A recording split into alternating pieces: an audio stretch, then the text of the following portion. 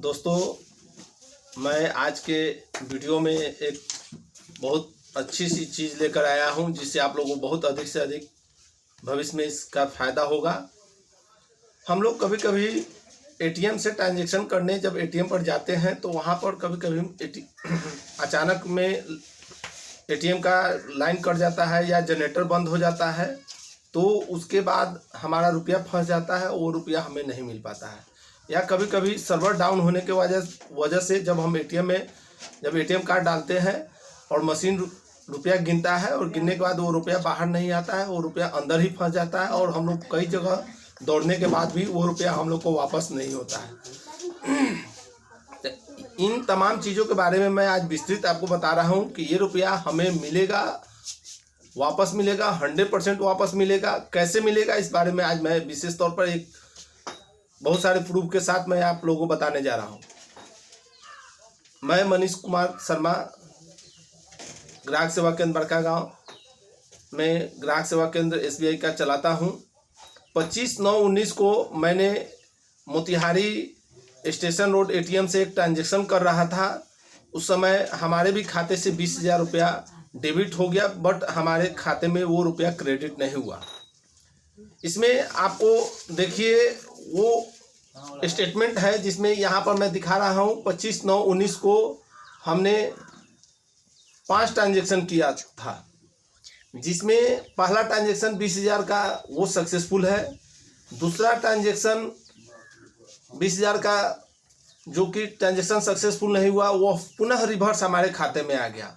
फिर पुनः हमने तीसरा ट्रांजैक्शन 20,000 का किया, वह भी हमारे खाते से डेबिट हुआ और तुरंत हमारे खाते में फिर रिवर्स वो रुपया वापस आ गया।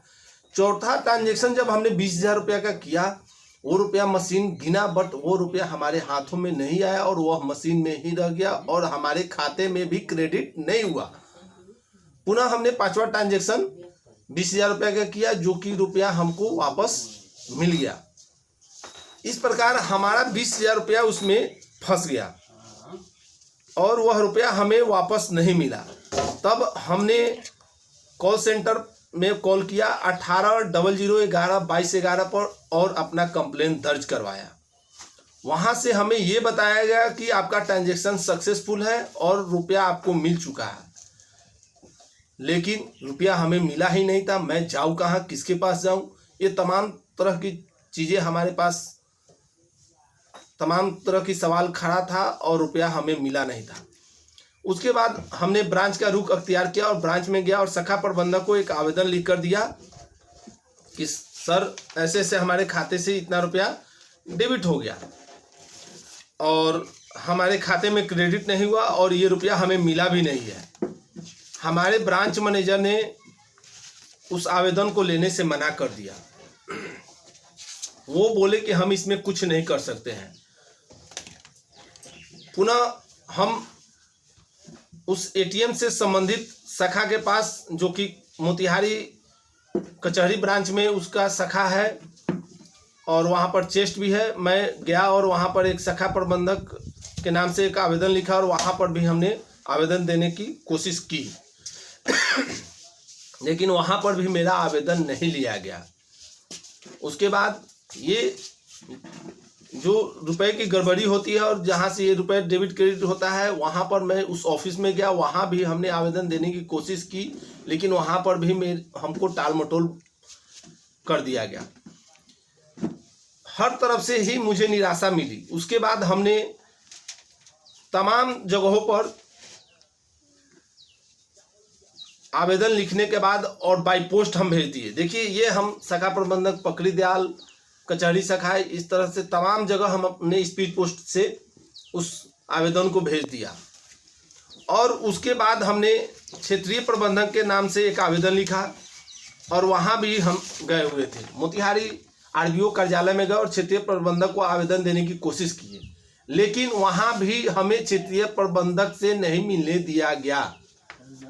तो ये तमाम तरह की समस्याएं हमारे आए दिन हमारे साथ होती रहती है।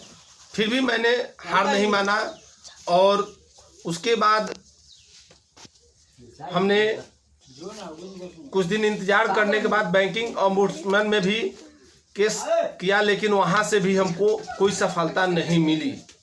अंत में हमने कोर्ट का रुख अख्तियार किया। हर अनुमंडल में एक लोक शिकायत निवारण केंद्र होता है। आप या तो अनुमंडल में भी केस कर सकते हैं या हर जिला में एक जिला लोक शिकायत निवारण केंद्र होता है, आप वहाँ पर केस कर सकते हैं। जैसे मैंने भी किया। मैं हर जगह से जब मुझे निराशा हाथ लगी तो 1/11/2019 को 1/11/2019 को हमने जिला लोक शिकायत निवारण केंद्र मोतिहारी में एक केस किया, जिसकी परिवाद की सुनवाई की तिथि 19/11/2019 को 2 बजे हमें समय दिया गया और एक रिसिप्ट हमें मिला। ये उसका प्रूफ है। देखिए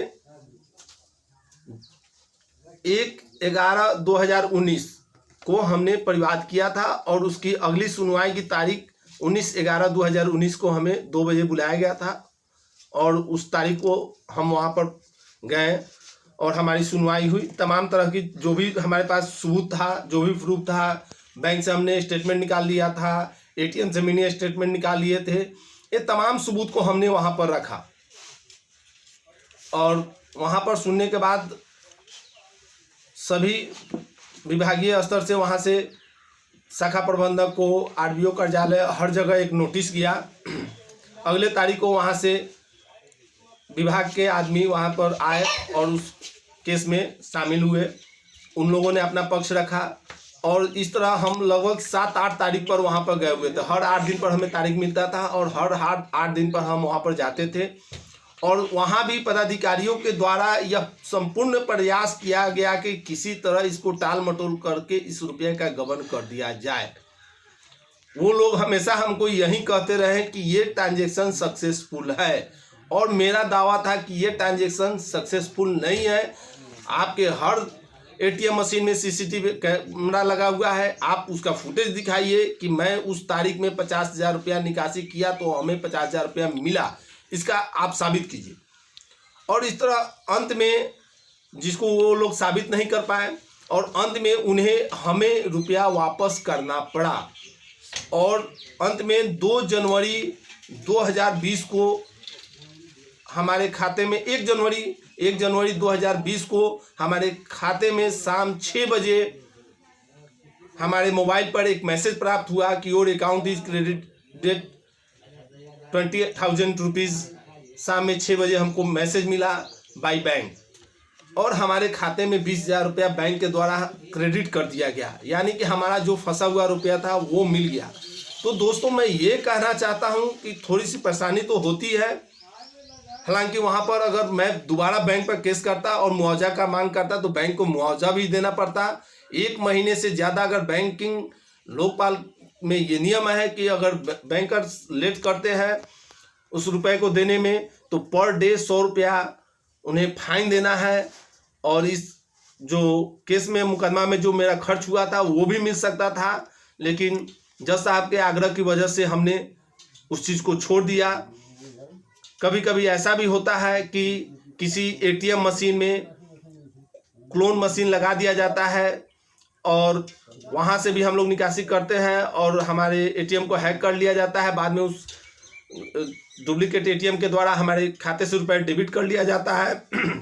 इन सब परिस्थितियों में भी जब हम बैंक में जाते हैं तो बैंक के द्वारा हमें टाल मटोल करके भगा दिया जाता है। दोस्तों मैं ये कहना चाहता हूँ कि उसमें भी बैंक कर ही जिम्मेवार है, चूँकि हर ATM पर 24 आवर्स ATM गार्ड की ड्यूटी होती है, यानी कि 8 घंटे एक ATM गार्ड की ड्यूटी होती है। एक ATM पर 3 गार्ड की नियुक्ति होती है, यानी 24 घंटे ATM पर एक गार्ड की नियुक्ति होती है। तो फिर इसके लिए भी बैंक ही जिम्मेवार है कि जब ATM पर ATM गार्ड मौजूद रहता है तो फिर वहाँ पर क्लोन कैसे लगाया जा सकता है, यानी कि बैंकर की बिना मिलीभगत के वहाँ पर क्लोन नहीं लगाया जा सकता। तो यहाँ भी अगर हम जिला लोक शिकायत निवारण केंद्र में इस प्रकार के भी मामले में अगर केस करते हैं तो हमें 100% वो रुपया वापस मिलेगा। तो दोस्तों मेरा मोबाइल नंबर आप लोगों को शेयर कर रहा हूं। अगर कभी भी किसी भी वक्त आपको परेशानी हो तो आप 24 आवर्स कभी भी आप हमें कॉल कर सकते हैं और हमसे सहायता ले सकते हैं। मैं पेशे से एडवोकेट भी हूं और 9 साल का प्रैक्टिशनर भी हूं। तो आप लोग मेरा मोबाइल उठाइए और मेरा मोबाइल नंबर नोट कीजिए 7079793243। पुनः एक बार मैं आपको नंबर नोट करा रहा हूँ, लिखिए 7079933243। ये मेरा मोबाइल नंबर है, व्हाट्सअप नंबर है। आप हमें व्हाट्सअप भी कर सकते हैं, हमें फ़ोन भी कर सकते हैं। और अंत में मैं आप लोगों से यही आग्रह करूँगा कि आप हमारे चैनल को सब्सक्राइब करें और पास वाले बेल बटन को भी दबाएं ताकि हमारी नई वीडियो आप तक तुरंत पहुंच सके। और इस वीडियो को लाइक करें और ज़्यादा से ज़्यादा शेयर करें ताकि अधिक से अधिक लोगों को इस वीडियो से फ़ायदा पहुंच सके। धन्यवाद।